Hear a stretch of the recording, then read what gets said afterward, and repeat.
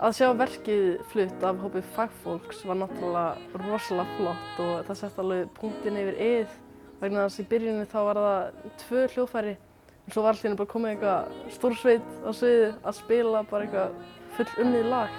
Maður getur pottþétt tekið þátt án þess að vita neitt þú veist, hvernig á að spila á píanó eða gítar eða eitthvað. Það er náttúrulega rosa gaman að geta sagt það að GTRN var að syngja lag eftir mann.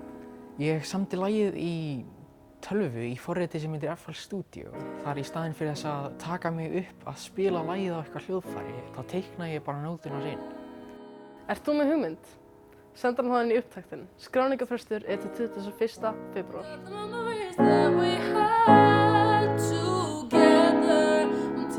I'm taking it back.